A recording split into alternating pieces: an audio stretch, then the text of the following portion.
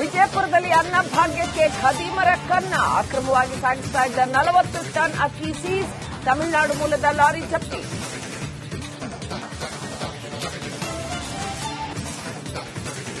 ರಾಜ್ಯದಲ್ಲಿ ಇಂದು ನಾಳೆ ಮಳೆ ಮುನ್ಸೂಚನೆ, ಹಲವು ಜಿಲ್ಲೆಗಳಲ್ಲಿ ಆರೆಂಜ್ ಅಲರ್ಟ್, ಇನ್ನು ಕೆಲವು ಕಡೆ ಯೆಲ್ಲೋ ಅಲರ್ಟ್ ಘೋಷಣೆ.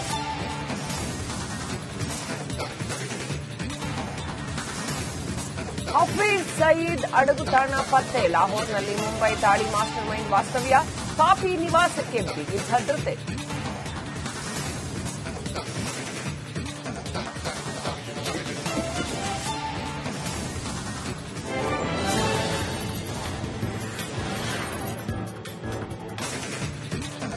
ವಿಜಯಪುರದಲ್ಲಿ ಅನ್ನಭಾಗ್ಯಕ್ಕೆ ಖದೀಮರ ಕನ್ನ ಅಕ್ರಮವಾಗಿ ಸಾಗಿಸ್ತಾ ಇದ್ದ 40 ಟನ್ ಅಕ್ಕಿ ಸೀಸ್, ತಮಿಳುನಾಡು ಮೂಲದ ಲಾರಿ ಜಪ್ತಿ.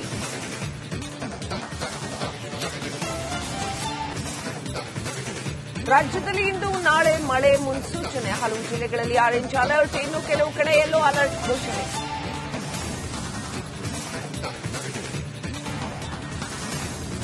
ಹಫೀಜ್ ಸಯೀದ್ ಅಡಗುತಾಣ ಪತ್ತೆ, ಲಾಹೋರ್ನಲ್ಲಿ ಮುಂಬೈ ದಾಳಿ ಮಾಸ್ಟರ್ ಮೈಂಡ್ ವಾಸ್ತವ್ಯ, ಪಾಪಿ ನಿವಾಸಕ್ಕೆ ಬಿಗಿ ಭದ್ರತೆ.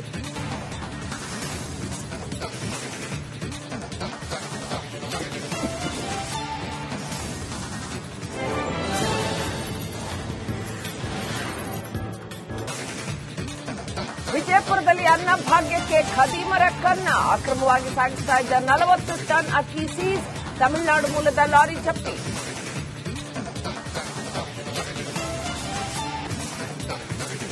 ರಾಜ್ಯದಲ್ಲಿ ಇಂದು ನಾಳೆ ಮಳೆ ಮುನ್ಸೂಚನೆ, ಹಲವು ಜಿಲ್ಲೆಗಳಲ್ಲಿ ಆರೆಂಜ್ ಅಲರ್ಟ್, ಇನ್ನು ಕೆಲವು ಕಡೆ ಯೆಲ್ಲೋ ಅಲರ್ಟ್ ಘೋಷಣೆ.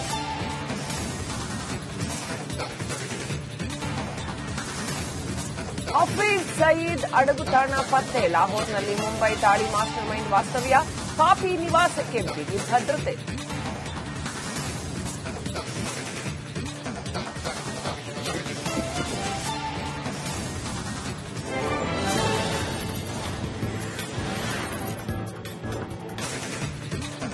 ವಿಜಯಪುರದಲ್ಲಿ ಅನ್ನಭಾಗ್ಯಕ್ಕೆ ಖದೀಮರ ಕನ್ನ ಅಕ್ರಮವಾಗಿ ಸಾಗಿಸ್ತಾ ಇದ್ದ 40 ಟನ್ ಅಕ್ಕಿ ಸೀಸ್, ತಮಿಳುನಾಡು ಮೂಲದ ಲಾರಿ ಜಪ್ತಿ.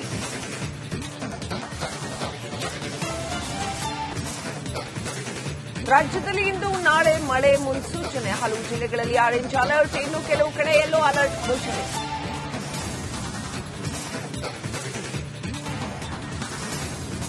ಹಫೀಜ್ ಸಯೀದ್ ಅಡಗುತಾಣ ಪತ್ತೆ, ಲಾಹೋರ್ನಲ್ಲಿ ಮುಂಬೈ ದಾಳಿ ಮಾಸ್ಟರ್ ಮೈಂಡ್ ವಾಸ್ತವ್ಯ, ಪಾಪಿ ನಿವಾಸಕ್ಕೆ ಬಿಗಿ ಭದ್ರತೆ.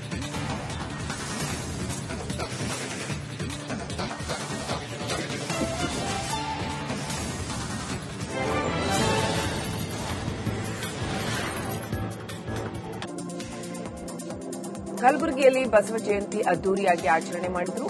ನಗರದ ನಗರೇಶ್ವರ ಶಾಲೆಯಿಂದ ಜಗತ್ವೃತ್ತದವರೆಗೆ ಬಸವೇಶ್ವರ ಮೂರ್ತಿಯ ಭವ್ಯ ಮೆರವಣಿಗೆ ನಡೆಯಿತು.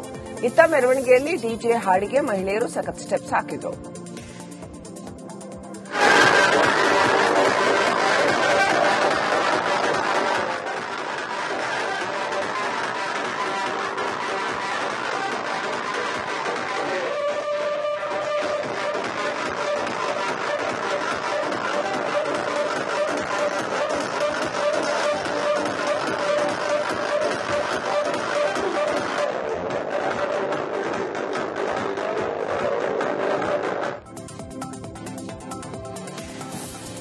ಹುಬ್ಬಳ್ಳಿಯ ಕಲ್ಯಾಣ ಕರ್ನಾಟಕದ ಶೆಟ್ಟರ್ ಕುಟುಂಬಸ್ಥರು ಮತ್ತು ಸಂಬಂಧಿಕರು ಸೇರಿ ಒಟ್ಟು 45 ಜನ ಜಮ್ಮು ಕಾಶ್ಮೀರಕ್ಕೆ ಹೋಗಿದ್ರು. ಹುಬ್ಬಳ್ಳಿಯಿಂದ ಏಪ್ರಿಲ್ 11ರಂದು ಕಾಶ್ಮೀರಕ್ಕೆ ಹೋಗಿದ್ದು, ಏಪ್ರಿಲ್ 18ರಂದು ಪಾಲ್ಗಾಂವ್ನಲ್ಲಿ ಇಡೀ ದಿನ ಎಂಜಾಯ್ ಮಾಡಿದ್ರು. ಪಾಲ್ಗಾಂವ್ ದಾಳಿಗೂ ಮುನ್ನ ಶಾಂತಿ ಮತ್ತು ಪ್ರಕೃತಿ ಸೌಂದರ್ಯದಿಂದ ಪಾಲ್ಗಾಂವ್ ಕಂಗೊಳಿಸ್ತಾ ಇತ್ತು ಅಂತ ಹೇಳಿಕೊಂಡಿದ್ದಾರೆ. ದಾಳಿಗೂ ಮುನ್ನ ಕಾಶ್ಮೀರದಲ್ಲಿ ವಿವಿಧ ಕಡೆ ಭಾರೀ ಮಳೆ ಮತ್ತು ಭೂಕುಸಿತವಾಗಿತ್ತು. ಈ ಸ್ಥಳ ಸುರಕ್ಷಿತವಾಗಿದ್ದರಿಂದ ಉಗ್ರರು ಇದನ್ನೇ ಟಾರ್ಗೆಟ್ ಮಾಡಿ ದಾಳಿ ಮಾಡಿದ್ದಾರೆ ಅಂತ ಹೇಳಿಕೊಂಡಿದ್ದಾರೆ.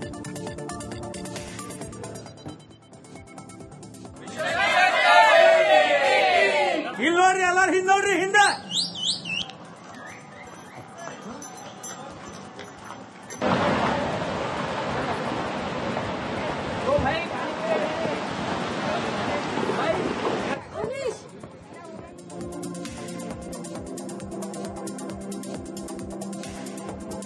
ಬಾಗಲಕೋಟೆಯ ಮುಧೋಳದಲ್ಲಿ ಎಎಸ್ಪಿ ನಾರಾಯಣ ಬರಮನಿ ಮೇಲೆ ಸಿಎಂ ಹಲ್ಲೆಗೆ ಯತ್ನ ಖಂಡಿಸಿ ಪ್ರತಿಭಟನೆ ಮಾಡಿದರು. ಸ್ಥಳೀಯರು ರಸ್ತೆ ತಡೆದು ಆಕ್ರೋಶ ಹೊರಹಾಕಿ ಪ್ರತಿಭಟಿಸಿದರು. ಸಿದ್ದರಾಮಯ್ಯ ಪ್ರತಿಕೃತಿ ದಹನ ಮಾಡಿ ಕಿಡಿಕಾರಿದರು. ದಕ್ಷ ಪ್ರಾಮಾಣಿಕ ಅಧಿಕಾರಿ ಮೇಲೆ ಸಿಎಂ ಕೈ ಮಾಡಲು ಮುಂದಾಗಿದ್ದು ನಮಗೆ ಬೇಸರ ತಂದಿದೆ ಅಂತ ಸಿಎಂ ವಿರುದ್ಧ ಅಸಮಾಧಾನವನ್ನ ಸ್ಥಳೀಯರು ಹೊರಹಾಕಿದ್ರು. ಸೊಕ್ಕಿನ ಮುಖ್ಯಮಂತ್ರಿ ಸಿದ್ದರಾಮಯ್ಯಗೆ ಧಿಕ್ಕಾರ ಅಂತ ಘೋಷಣೆ ಕೂಗಿದ್ರು.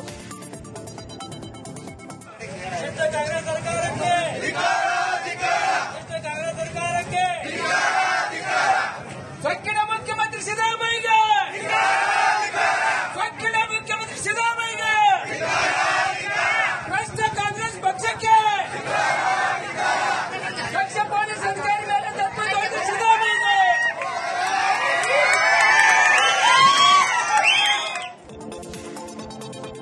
ವಚನ ಪುಸ್ತಕವನ್ನ ತಲೆಯ ಮೇಲೆ ಹೊತ್ತು ಸಾಗಿದ್ದು ವಿಶೇಷವಾಗಿತ್ತು. ಪೂಜ್ಯ ಶ್ರೀ ಸಿದ್ದಲಿಂಗ ಮಹಾಸ್ವಾಮಿಗಳು ಬಸವೇಶ್ವರ ದೇವಾಲಯದಲ್ಲಿ ನಂದಿ ಮೂರ್ತಿಗೆ ಪೂಜೆ ಸಲ್ಲಿಸಿದರು.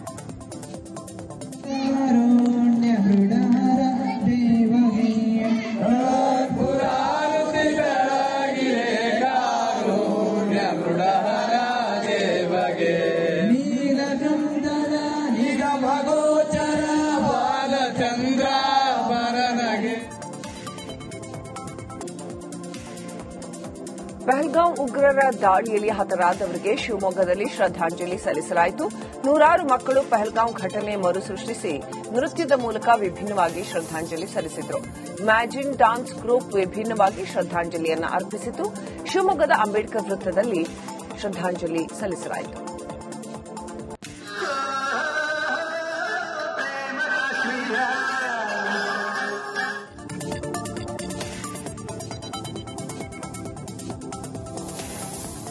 ಮಲೆನಾಡು ಭಾಗದಲ್ಲಿ ಮಳೆಯ ಅಬ್ಬರ ಜೋರಾಗಿದೆ. ಕಳಸ ತಾಲೂಕಿನಲ್ಲಿ ಗಾಳಿ ಮಳೆಯಿಂದ ಜನಜೀವನ ಅಸ್ತವ್ಯಸ್ತವಾಗಿದೆ.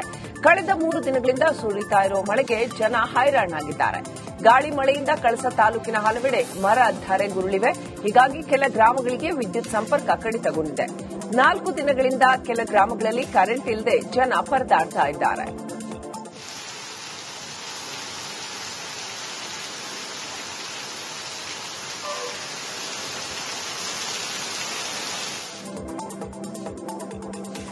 ಪಾಕ್ ಮೇಲೆ ಭಾರತ ಯುದ್ಧ ಸಾರಲಿ ಅಂತ ಬಾಳೆಹಣ್ಣಿನ ಮೇಲೆ ಬರೆದು ಭಕ್ತರೊಬ್ಬರು ರಥಕ್ಕೆ ಎಸೆದಿದ್ದಾರೆ. ತುಮಕೂರು ಜಿಲ್ಲೆಯ ಕೆಂಕೆರೆ ಗ್ರಾಮದಲ್ಲಿ ನಡೆದ ರಥೋತ್ಸವದಲ್ಲಿ ಭಕ್ತರು ಈ ರೀತಿ ಬೇಡಿಕೊಂಡಿದ್ದಾರೆ.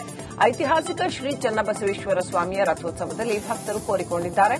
ರಥೋತ್ಸವದ ಕಳಶಕ್ಕೆ ಬಾಳೆಹಣ್ಣು ಎಸೆದರೆ ಕೋರಿಕೆ ಈಡೇರುತ್ತೆ ಅನ್ನೋ ನಂಬಿಕೆ ಇದೆ. ಹೀಗಾಗಿ ಪಹಲ್ಗಾಂವ್ನಲ್ಲಿ ಪಾಕ್ ಉಗ್ರರ ಅಟ್ಟಹಾಸಕ್ಕೆ ಪ್ರತ್ಯುತ್ತರ ನೀಡಲು ದೇವರಿಗೆ ಹರಕೆ ಹೊತ್ತಿದ್ದಾರೆ.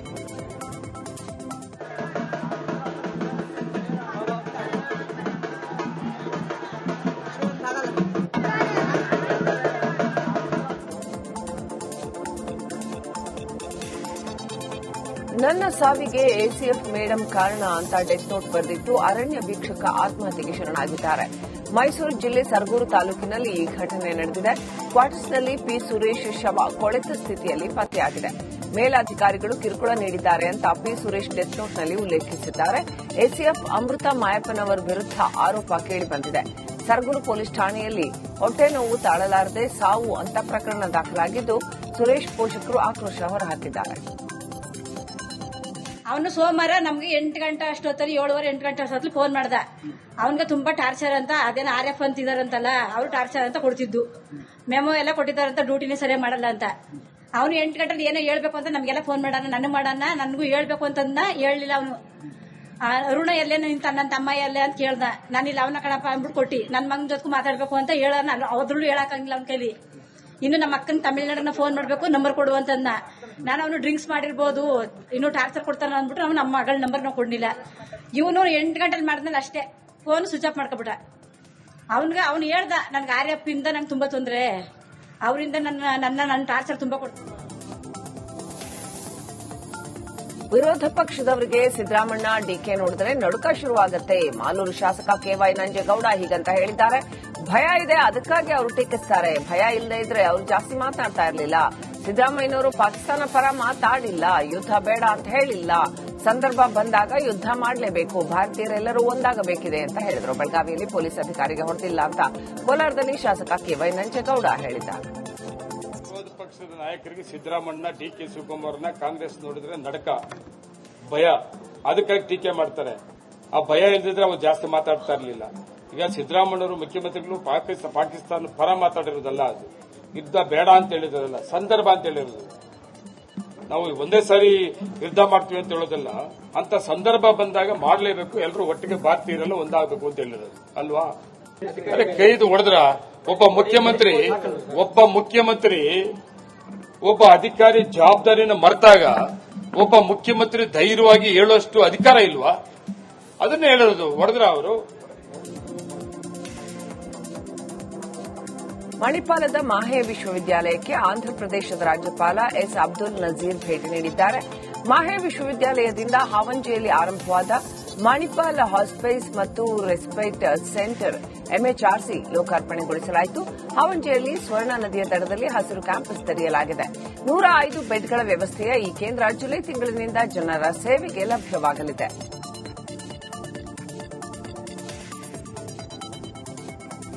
ಮಂಗಳೂರಿನ ಕುಡುಪು ಗುಂಪು ಹತ್ಯೆ ಪ್ರಕರಣ ಖಂಡಿಸಿ ಎಸ್ಡಿಪಿಐ ಕಾರ್ಯಕರ್ತರು ಬೃಹತ್ ಪ್ರತಿಭಟನೆ ನಡೆಸಿದರು. ಮಂಗಳೂರಿನ ಕ್ಲಾಕ್ ಟವರ್ ಮುಂಭಾಗದಲ್ಲಿ ಹೋರಾಟ ನಡೆಸಿದರು. ಬಿಜೆಪಿ ಮುಖಂಡನನ್ನು ಬಂಧಿಸುವಂತೆ ಒತ್ತಾಯಿಸಿ ಪ್ರತಿಭಟನೆ ಮಾಡಿದರು. ಜೊತೆಗೆ ಗೃಹ ಸಚಿವ ಜಿ ಪರಮೇಶ್ವರ್ ರಾಜೀನಾಮೆಗೆ ಒತ್ತಾಯಿಸಿದರು.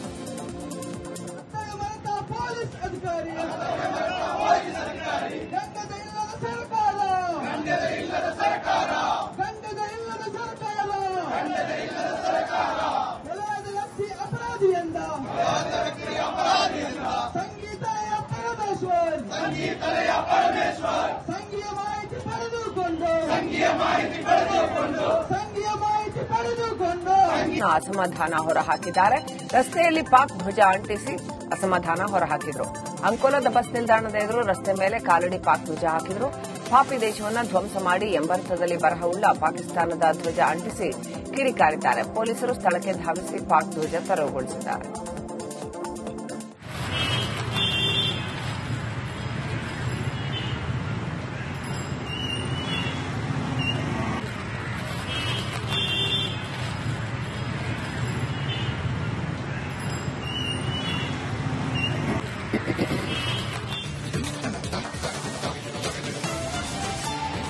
ಕೇಂದ್ರ ಸರ್ಕಾರದ ಜಾತಿಗಣತಿ ಪರ ಎಂಎಲ್ಸಿ ರವಿ ಪ್ರತಿಕ್ರಿಯೆ ನೀಡಿದ್ದಾರೆ. ಜನಗಣತಿ ವಿಚಾರ ಕೇಂದ್ರದ ಸಂವಿಧಾನದ 246ನೇ ವಿಧಿಯ ಕೆಳಗಡೆ ಬರುತ್ತೆ. ಜಾತಿಗಣತಿ ಮಾಡೋದು ರಾಜ್ಯ ಸರ್ಕಾರಕ್ಕೆ ಬರಲ್ಲ, ಕೇಂದ್ರ ಸರ್ಕಾರಕ್ಕೆ ಬರುತ್ತೆ ಅನ್ನೋದಿದೆ.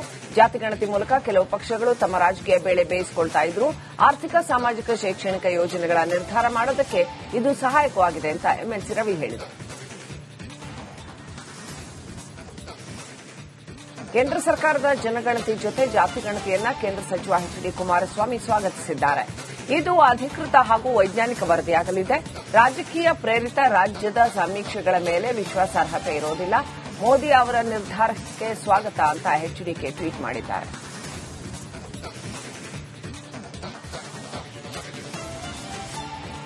ಹವಾಮಾನ ಇಲಾಖೆ 2 ದಿನಗಳ ಕಾಲ ರಾಜ್ಯಕ್ಕೆ ಮಳೆ ಅಲರ್ಟ್ ಘೋಷಣೆ ನೀಡಿದೆ.